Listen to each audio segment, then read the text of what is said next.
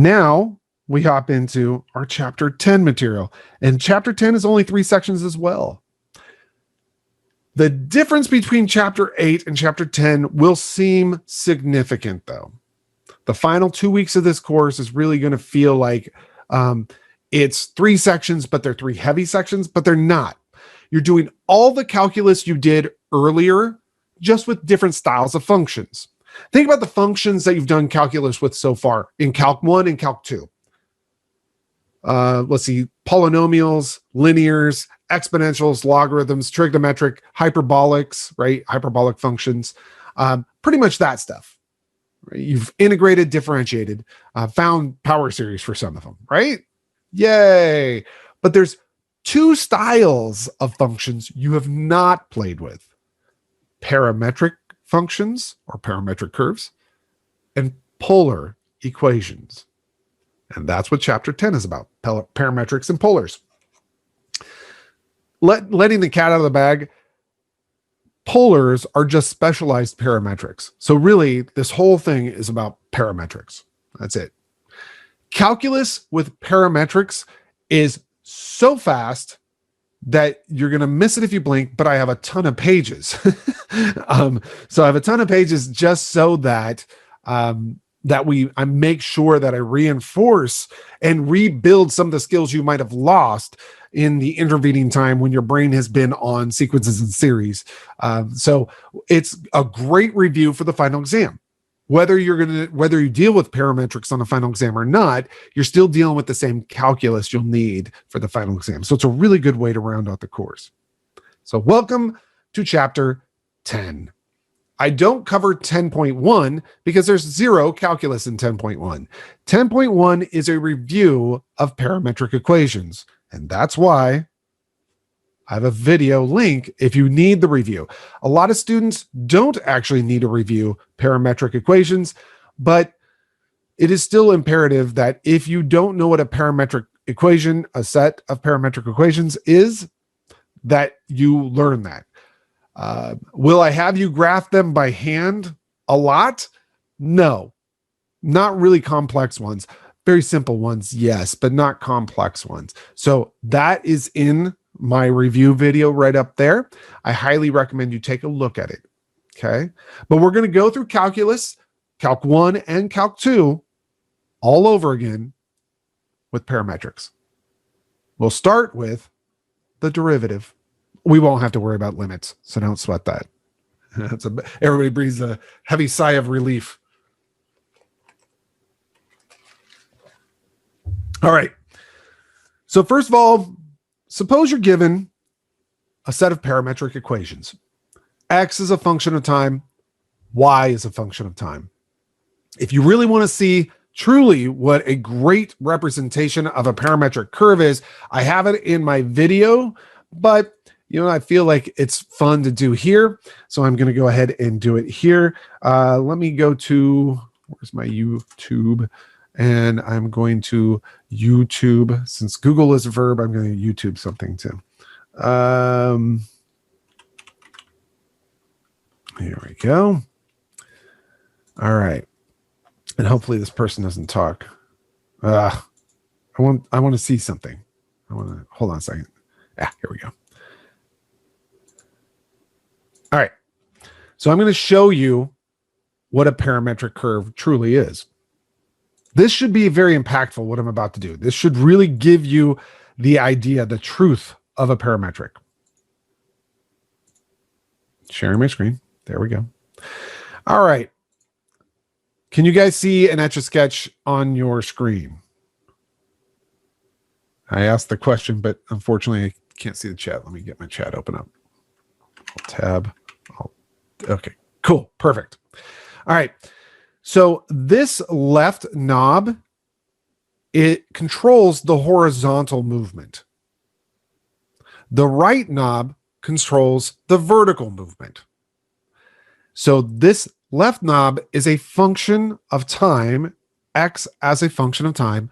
That's the left knob. The right knob is Y as a function of time. Some people are really good at creating parametric curves as using an Etch-a-Sketch. This is all just parametric. He's moving, or he or she, they're moving. I think this is Bob Ross. It says Bob Ross, but I doubt it's Bob Ross. Anyway, they're moving and adjusting the curve based upon time. So if they left one knob static, let's say the right knob static, and just move the left knob, all they would graph is a horizontal line back and forth.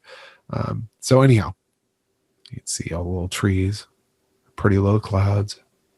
Well, anyway, I could stare at this all day long, so I'm not going to. So anyhow, let me take back control on my end. Watch that while I do this.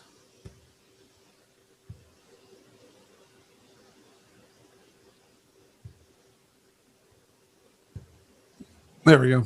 I know. It's mesmerizing, isn't it? All right.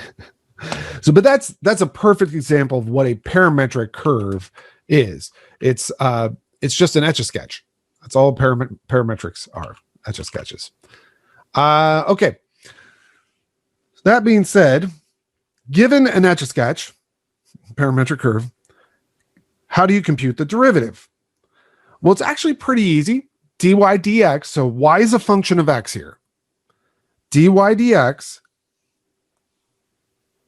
is dy dt, because y is a function of t as well, over dx dt, because x is a function of t. Good way to think about this, I think most people will probably view it this way, is you have x is a function of time, y is a different function of time, and if you want to find what dy dx is, divide top and bottom by dt.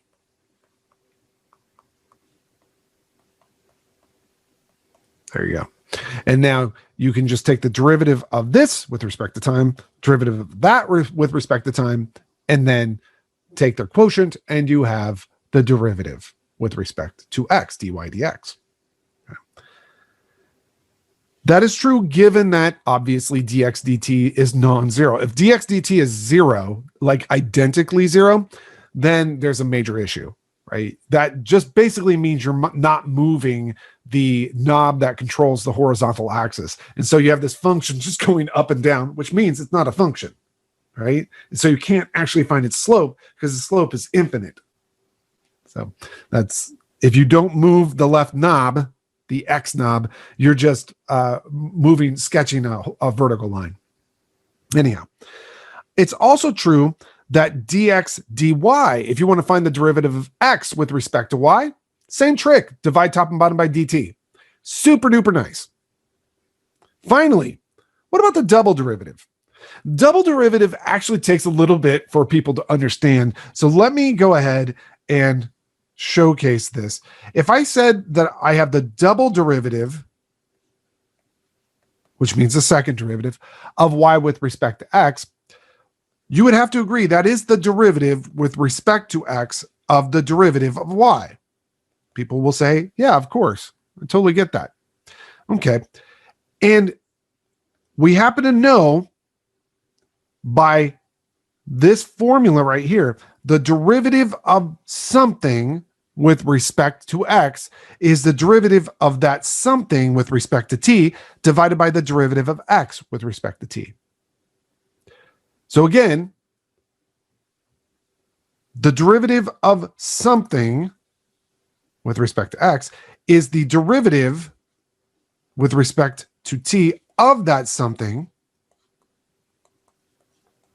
over the derivative of x with respect to t. It's the same exact formula as this one. It's just that a lot of people get kind of confused about it. But that is how you would find the second derivative. You just take the derivative of dy dx with respect to t, and then divide that by the derivative of x with respect to t. It's a really nice, by the way, I did just prove it. It's a really nice formula to use. We'll see it in action, actually. So here's our Calc 1 in parametrics. You ready? Set? Let's go. Oh, well, let's not go yet. It should make sense. Horizontal tangents occur when you're flatlining, when dy dt, or when your y value is not changing with respect to time. That makes sense. So as long as the derivative of y is 0,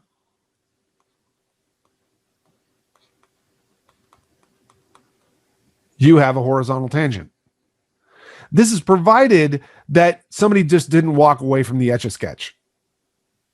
If somebody walks away from the Etch-a-Sketch, not only are they not moving the Y knob, but they're also not moving the X knob.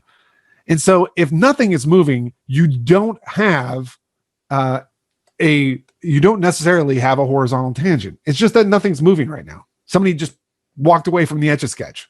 So horizontal tangents occur when the derivative of y is 0, but as long as the derivative of x is also not 0. In other words, as long as somebody's manning the knobs there. So if the derivative of x is 0, then we're not going to say we have a horizontal tangent. We're going to say that somebody's just paused their work.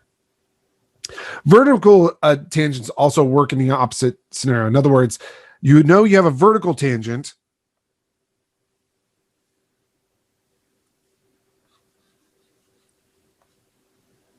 if nobody's changing the x values. But maybe somebody is changing the y values. The y values might be increasing. That is, the flow of the drawing looks like this. That means we have a vertical tangent.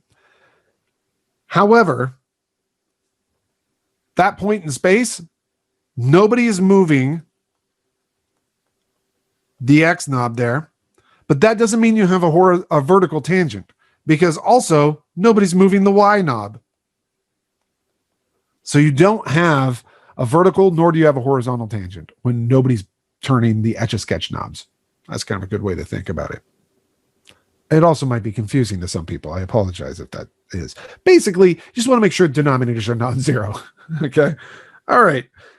Now, let's go ahead and try something. Find an equation to the tangent of this parametric curve corresponding to the given value of the parameter.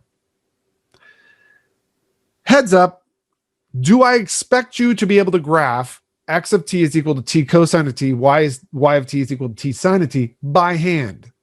And the answer to that is no, not this specific one. If it was x equals cos of t, y equals sine of t, yeah, because that's a circle. But x of t equals t cosine of t and y of t equals t sine of t, no dice. I would not expect you to graph that by hand. I only expect you to graph your basic parametric curves by hand, and you'll see those in the review video. All right. So we want to find the equation of the tangent line. If this seems a very huge problem to you, do what you were taught in Calc 1 and make it a smaller problem. Think very, very low level. Find the equation. Okay, great. Of the tangent line. Great. I know the equation of the line is y equals mx plus b. So I need a slope and a point.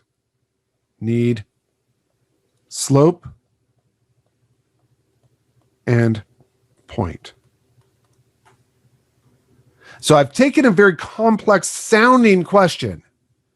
Find the equation of the tangent line to the corresponding parametric curve at the corresponding parameter. And I've basically said, okay, it's just finding the equation of a line. Y equals mx plus b. I need m and b. I need a slope and a point. And they gave me a time value to worry about, so that will give me a point. X at pi is pi times cosine of pi. So the x value at time pi is going to be a negative pi. The y value at time pi is pi times the sine of pi, which is 0. So I know that my point in question is negative pi, comma 0. So I already have a point. Now all I need is a slope. And the slope of the tangent line is the derivative at time t. Slope at t equals pi. And for students who've had me for several semesters, I constantly say like, oh, we're going to do this at time whatever, even though I wasn't working with parametrics. It's because most of mathematics actually is parametrized. You do work with parametrics quite a bit. So getting used to working with a function, the Etch-a-Sketch, is really powerful. Slope at time pi. Well, first let's find an equation for the slope. dy dx. And I look at the information they handed me and I go, they didn't give me y as a function of x. What do I do? Divide top and bottom by dt. dy dt. dx dt. Well, dy dt is pretty easy, and so is dx dt. It's a product rule, but whatevs. So let's take the derivative of t sine of t. That'll be 1 times the sine, which is weird for me to say, so I'll just say sine of t, plus t times the derivative of the sine. Now dx dt. Derivative of t is 1 times the cosine, plus t times the derivative of the cosine, which is actually a negative.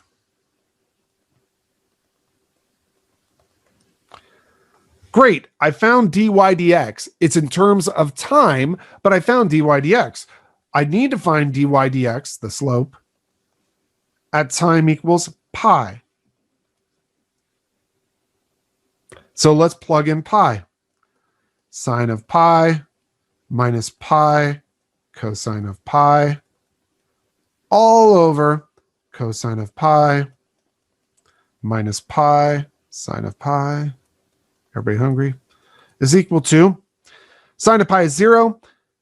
Negative pi times a negative 1. We get a positive pi upstairs. Downstairs, we get a negative 1 minus 0, actually. So I get a negative pi. So the slope is a negative pi. So I have a point and a slope. Y minus y1 is equal to m times x minus x1. Y minus the y value of the point is equal to the slope times x minus the x value of the point. Clean it up. Let's see, plus minus pi squared.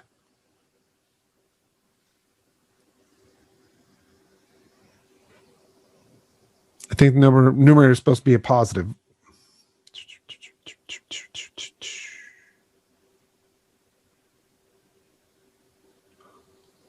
Professor, I think the numerator is supposed to be a positive. It is a positive. The denominator is negative, though. Right? Sine pi plus. Oh, I already did my... Sorry, I was already thinking about the cosine of pi when I wrote that out. Thank you. So that will be a negative, and that will be a positive. Thank you, thank you, thank you, thank you, thank you. Gosh, golly. So that'll be positive, that'll be a positive, and that'll be a positive. Perfect. Thank you so much. All right. So I want to showcase how you would check this. I'm going to zoom out here. And I'll showcase in Desmos very quickly. Won't take but a moment here, so I want you all to hang around for the wonderfulness of it all. Go to the graphing calculator, and I'm going to share my screen. Boom, boom. I'm going to put it in reverse contrast mode just because I can. I'm going to turn off the stupid grid. Okay. Now, first of all, if you want to graph anything in parametrics, graph it as a point. So the first equation, the x value was t cosine of t. The y value was t sine of t. The second thing I want to note here is when you graph a parametric like this, okay, it automatically only does it from time 0 to time 1. If you want more information, I'd probably go to time, let's say 10. You can go even further if you want. You can even actually parametrize the parametric and put a slider in and say that A goes from 0 to 1,000 at step size of 1, let's say, and then you can see it. Well, let's not go to 1,000 then. Let's go to 100. And you can see it rotate out as you do that. It's kind of cool. But anyhow, let's go ahead and now graph the line that we found. Y is equal to pi x plus pi squared. Notice this line is tangent to the curve at negative pi comma 0. Hey, that's exactly where we said it should be. Yay. There you go. Parametrics are some of the most entertaining equations you can play with. I highly recommend you have some fun with parametrics. I do all the time. One of my favorite parametrics to go and play with here would be something like maybe cosine of square root of 2 t sine of square root of 3t or something like that.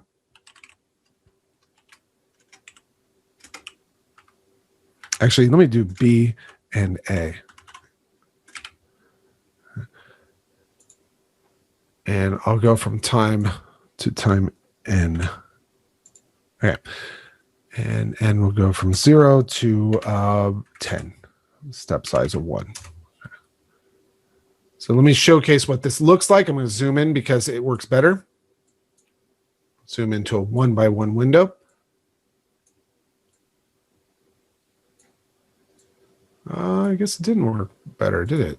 T cosine. Why are you not going in there? 10.